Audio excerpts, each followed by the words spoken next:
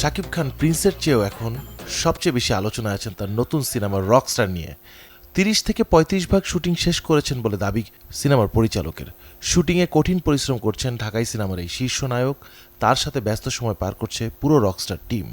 Maybe 30-35% shooting done. We are already. সিনেমায় শাকিব খানের সঙ্গে আছেন দুই নায়িকা সাবিলা নূর ও তানজিয়া মিথিলা। দেশি বিদেশি কলাকৌশলীদের অক্লান্ত পরিশ্রমের রকস্টার দর্শকদের মন জয় করে নেবে বলে আশা পুরো টিমের।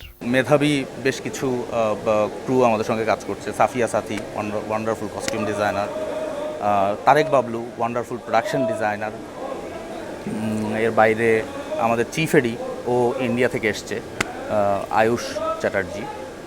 আর আরও কিছু নাম না বললেই না, অমিত আম্বারকার যে মেকআপ আর্টিস্ট হিসেবে কাজ করছে। প্রধান নায়িকা হিসেবে আছে সাবিলা নূর এবং এর বাইরে অসাধারণ কিছু অভিনেতা অভিনেত্রী আছেন আরও, তানজিয়া জামান মিথিলা, তারিক আনাম খান, রোজি সিদ্দিকী, এরকম মেধাবী বেশ কিছু ভেটারান অ্যাক্ট্রেস আমাদের সঙ্গে কাজ করছেন।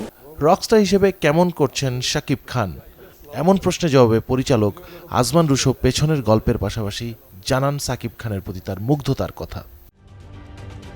ঢালাইয়ে দৃঢ়তা, নির্মাণে নিশ্চয়তা, প্রিমিয়ার সিমেন্ট, ঢালাইয়ের রাজা।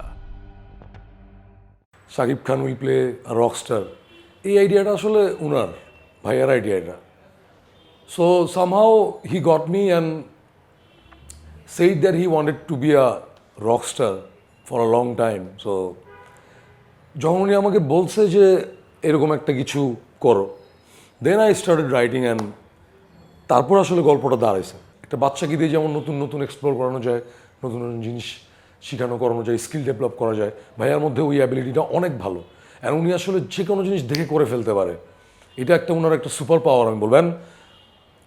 He has a magic of transformation like physically and mentally.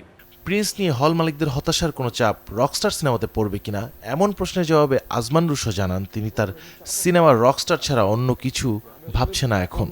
Right at this moment, I just want to focus on the film, on my film. আমার এখন লাইফে আসলে খাওয়া দাওয়া বা মানে নিজের ঘুম এগুলিতেই আমি ফোকাস করতে পারতেছি না, আর অন্য কিছু ফোকাস করবো। আমি আসলে একদম ফুল কনসেন্ট্রেট করতে যাচ্ছি এই মুহূর্তে শুধুমাত্র সিনেমায়। সব ঠিক থাকলে আসছে ঈদেই হয়তো সাকিব খানের রকস্টার সিনেমা হলে গিয়ে দেখতে পাবেন সাকিব ভক্তরা। I love them. Ruman Abdullah, channel 24, Dhaka.